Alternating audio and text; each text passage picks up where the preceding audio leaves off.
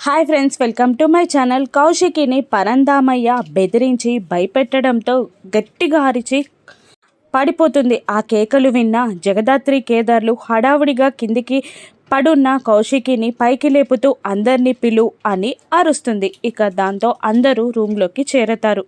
కౌశికిని bed పైన కూర్చోబెడుతుంది జగదాత్రి. ఇక please Jagadhatri, నన్ను కాపాడు అని అరుస్తూ ఏడుస్తూ ఉంటుంది. ఏమైంది అని జగదాత్రి కేదార్లు అడుగుతూ ఉండగా నన్ను చంపబోతున్నారు అని కౌశికి కేకలు వేస్తూ ఉంటుంది. ఇక వైజయంతి ఎవరు, చచ్చిన మీ మామయ్యేనా అని అడిగేస్తుంది. ఇక అందరూ తలొక ప్రశ్న అందుకొని కౌశికిని పిచ్చిదాన్ని చేయడానికి ట్రై చేస్తూ ఉంటారు. ఏంటక్క ఇది, చనిపోయిన వ్యక్తి వచ్చి నిన్ను చంపడం ఏంటక్క అని కాచి నిషిక కూడా అవును, చనిపోయిన బాబాయ్ గారు వచ్చి మిమ్మల్ని ఎలా చంపుతారు అని అరుస్తూ నిజంగా కౌశికిని పిచ్చిదాన్ని చేసే ప్రయత్నం చేస్తూ ఉండగా జగదాత్రి పైకి లేచి ఎందుకు వదిన కావాలని ఇలా చేస్తుందని ఇలా మాట్లాడుతున్నారు, వదిన చెప్పేటివన్నీ నిజాలే, ఒక్కసారి ఆలోచించి చూడండి అని అంటూ ఉంటుంది. ఇక నిషిక ఏంటే ఆలోచించేదేంటి, the great Vajrapati group CEO company manager ఇలా అరుస్తుందని తెలిస్తే అది పెద్ద న్యూస్ అయిపోతుంది. మన కంపెనీ షేర్ మార్కెట్ పడిపోతుంది.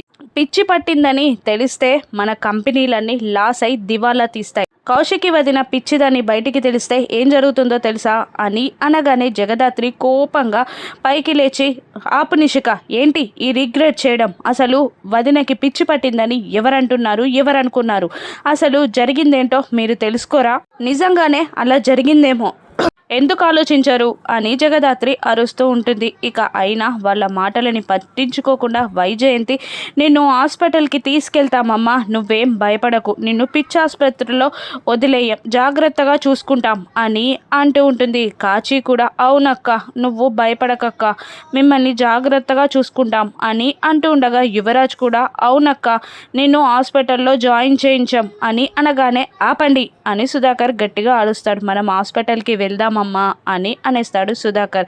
నాకేం కాలేదు అని కౌశికి అంటూ ఉండగా హాస్పిటల్కి వెళ్ళడానికి ఏదైనా ఒకటి జరగాలి కదా మామయ్య గారు అని జగదాత్రి కూడా అంటూ ఉంటుంది. అది కాదమ్మా కౌశికి, అల్లుడు గారు చేసిన గాయానికి నీ మనసు ఎంత బాధపడిందో నాకు తెలుసు, కాబట్టి నేను అనేది థెరపిస్ట్ దగ్గరికి వెళ్దామని అంటున్నాను, పిచ్చాసుపత్రి కాదు అని అనేస్తాడు సుధాకర్. కాస్త కౌన్సిలింగ్ ఇస్తే సెట్ అవుతావమ్మా అని అనగానే అలాగే అంటూ తల ఊపుతుంది కౌశికి. తొందరగా వెళ్ళండి అని అంటూ ఉంటుంది కాచి. నేను తీసుకెళ్తానంది థెరపిస్ట్ దగ్గరికి, పిచ్చాసుపత్రి కాదు. ఇంకొకసారి ఎవరైనా పిచ్చాసుపత్రి అని కౌశికి పిచ్చి పట్టిందని మాట్లాడితే ఇంట్లో నుండి గెంటేస్తా అని వార్నింగ్ ఇస్తూ ఉంటాడు సుధాకర్. ఏంటి, ఏం మాట్లాడుతున్నారు మీరు, వదిన మాటలు మీకు అర్థం కావట్లేదా అని నిషిక అంటూ ఉండగా జగదాత్రి కోపంగా ఆపు నిషిక, నా సహనానికి పరీక్ష పెట్టకు అని అంటూ ఉంటుంది. ఇక వెంటనే మళ్ళీ నిషిక కూడా నా ముందు మాట్లాడడానికి కూడా ధైర్యం చెయ్యవు నువ్వు, ఇటువంటిది నన్నే ఎదిరిస్తున్నావా, దయ్యమైన రావాలి లేదంటే వదిన భ్రమైన పడాలి అని అంటూ ఉండగా ఇది ఏది కాదు నాటకం అని నాకు అనిపిస్తుంది. ఈసారి నా అనుమానం కనుక నిజమైతే అందరి లెక్కలు తేల్చి తీరుతాను ఖచ్చితంగా అని అంటూ జగదాత్రి వేలు చూపిస్తూ అందరినీ బెదిరిస్తూ ఉండగా అందరూ కాస్త వణుకుతూ ఉంటారు. నేను కౌశికిని థెరపిస్ట్ దగ్గరికి తీసుకెళ్తాను, కానీ మీరు ఇక నుండి వెళ్ళండి అనగానే అందరూ వెళ్ళిపోతారు. ఇక మరోవైపు వైజయంతి, యువరాజ్, నిషిక, కాచి ఒక రూమ్లో మాట్లాడుకుంటూ ఉంటే దాత్రి కేదార్లు డాబా పైన మాట్లాడుకుంటూ ఉంటారు. ఇంత కష్టపడితే ఆ జగదాత్రి అంతా నాశనం చేసేలా ఉంది అని అంటూ ఉంటుంది. నిషిక, కాచి ఇద్దరు ఏదు ఖచ్చితంగా మన దాకా రాలేరు, మనల్ని పట్టుకోలేరు అని అంటుండగా అడుగు దూరంలో ఉన్నాం యువరాజ్, ఈసారి ఖచ్చితంగా మనం సక్సెస్ అయి తీరాలి, జాగ్రత్తగా ఉండాలి అని అంటూ ఉంటుంది నిషిక. అవును, ఆ జగదాత్రి పక్కనుండగా ఆ కౌశికిని ఏం చేయలేమని నేను చెప్పాను కదా అని అంటుంటుంది వైజయంతి. ఈసారి అలా కాదు, నన్నెవరు అడ్డుకోలేరు, ఖచ్చితంగా అక్కని పిచ్చిదాన్ని చేసి మన పని మనం జరిపించుకోవాలి, ఇంట్లో నుండి వాళ్ళని గెంటేయాలి అని యువరాజ్ అంటూ ఉంటాడు. ఇక ఏంటిది దాత్రి, అక్కని పిచ్చిదాన్ని చేయడానికి ఎందుకు ట్రై చేస్తున్నారు వీళ్ళందరూ అని కేదార్ అడుగుతుండగా ఇంకెందుకు, ఆస్తి కోసం వీళ్ళందరినీ సైడ్ చేసేసి ఆస్తి వాళ్ళు దక్కించుకోవడానికి, మనల్ని ఇంట్లో నుండి గెంటేయడానికి అని అంటుండగా ఎలా మరి మనం ఎలా తేల్చేది అని అడుగుతూ ఉంటాడు కేదార్. నేను పిడికలి బిగిస్తే గాలి కూడా ఊపిరాడక చచ్చిపోతుంది. అటువంటిది నేను కాన్సన్ట్రేషన్ చేస్తే వాళ్ళ నాటకం బయటపడదా? మనం ఖచ్చితంగా వాళ్ళు ఏం చేస్తున్నారో తెలుసుకొని తీరాలి అని అనగానే ఆలోచనలో పడిపోతాడు కేదార్. ఐడియా అని అంటుంది జగదాత్రి.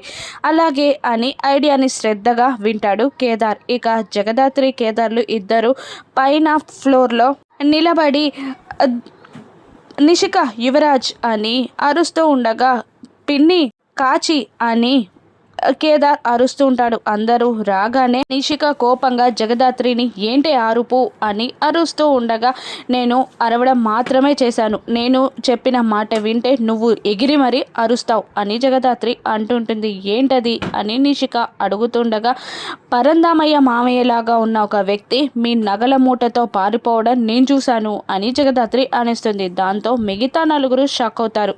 ఏంటి అని నిషిక అంటుండగా అవును నిజంగానే నగల మూటతో పారిపోవడం నేను చూశాను అని జగదాత్రి అనగానే నిషిక పరుగు పరుగున వెళ్ళి తన కబోర్డ్ ఓపెన్ చేసి నగలను చూసి అక్కడ లేకపోవడం చూసి నిజంగానే అత్తయ్య నా నగలు లేవు అని ఏడిచ్చినంత పని చేస్తుంది నిషిక. ఇక దాంతో వైజయంతి భయపడుతూ వణుకుతూ అక్కడ సోఫాలో కూర్చొని అంటే నా నగలు కూడా పోయాయన్నమాట, నా నగలు కూడా ఆ దుర్మార్గుడు తీసుకెళ్ళిపోయాడన్నమాట.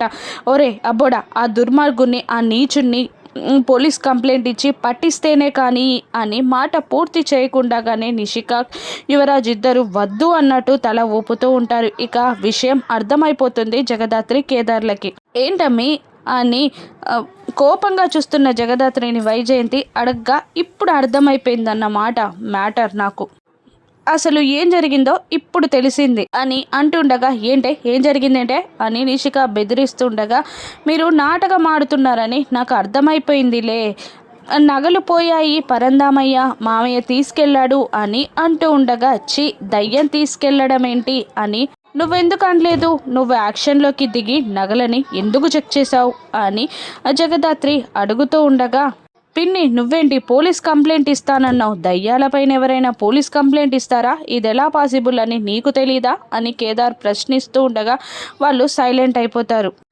ఇక జగదాత్రి నిషిని నగలు ఎక్కడికి పోలేదు, పక్క కబోర్డ్లోనే ఉన్నాయి చూసుకోపో అని అనగానే ఆ నలుగురు అక్కడ నుండి వెళ్ళిపోతారు. నగలు సేఫ్గా ఉన్నాయి అని నిషి అంటుంది.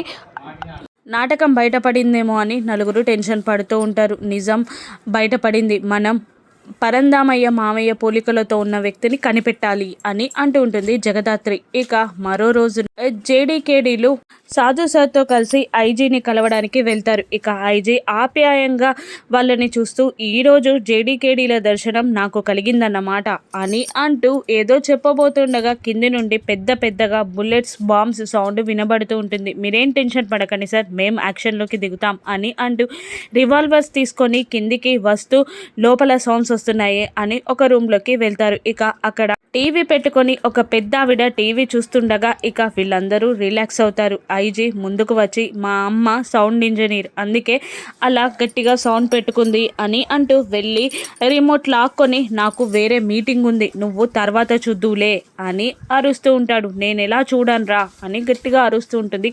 ఆవిడ కూడా కాఫీ తీసుకురాపో అని అనగానే జగదాత్రి కేదార్లని చూసి జగదాత్రిని కాస్త కోపంగా కేదార్ని ప్రేమగా చూసి దగ్గరికి వచ్చి మనవడా నీకు పెళ్ళయిందా అని అడిగేస్తుంది. కాలేదు అని అనేస్తాడు డ్యూటీ కోసం కేదార్. నీ పేరేంటి అని అడుగుతుండగా జేడి అంటుంది. జేడి ఏంటి జాడియా అని అంటూ ఉంటుంది ఆ పెద్దావిడ. జాడి కాదు జేడి, జగదాత్రి అనగానే ఆ పెద్దావిడ కూడా సైకిల్ అర్థం చేసుకొని జగదాత్రియా, బాగుంది, అమ్మవారి నేమ్ కేదార్, శివయ్య రూపం చాలా బాగుంది, మీకు పెళ్ళి కాలేదు కదా అని అంటూ అక్కడి నుండి వెళ్ళిపోతుంది. ఇక బయటికి వచ్చిన కేదార్ని జగదాత్రి ఏంటి నీతో ప్రేమగా మాట్లాడి నన్ను కోపంగా చూస్తుంది, పైగా నీకు పెళ్ళి కాలేదా అని అడుగుతుంది, నీకేంటో అంత క్యూరియాసిటీ అని అంటూ ఉంటుంది జగదాత్రి కేదార్ని. ఇక నాకేం తెలుసు వట్టిగానే అడిగిందేమో అని అంటూ పైకి వెళ్తారు. ఇక ఐజీ వాళ్ళిద్దరితో ఇలా అంటుంటారు, మా ఇంట్లో పెళ్లి కాని అమ్మాయి ఉంది, పెళ్లి కాని అబ్బాయిలు కనబడితే అలాగే మనవడా అంటూ వరుసలు కలిపేస్తుంది అమ్మ అని అనగానే నిజంగానా పెళ్లి కానమ్మాయి ఉందా అని కేదార్ ఆతృతగా అడుగుతూ ఉంటాడు. దాంతో జగదాత్రి కోపంగా చూస్తూ ఉంటుంది. అవును, నా కూతురుంది, ఐపీఎస్ కూడా పాస్ అయింది, మీ బ్యాచ్లోనే ట్రైనింగ్లో చేర్చుదాం అనుకుంటున్నాను అని అనేస్తాడు ఐజీ. ఇక కేదార్ ఆతృత చూసి జగదాత్రి కుళ్ళుకుంటూ, ఏంటి అంత ఆతృతగా అడుగుతున్నావు, పెళ్లి కాని అమ్మాయి అని అడుగుతున్నావు, కాస్త జాగ్రత్తగా ఉండు అని వార్నింగ్ ఇస్తూ ఉంటుంది జగదాత్రి. ఏదో వట్టిగానే అడిగానులే అని కేదార్ మాట మారుస్తూ ఉంటాడు. ఇక జగదాత్రి కేదార్ల మధ్యన ఐజీ కూతురు మేఘన చిచ్చు పెట్టనుందా రాను ఎపిసోడ్స్లో చూద్దాం. Thank you for watching.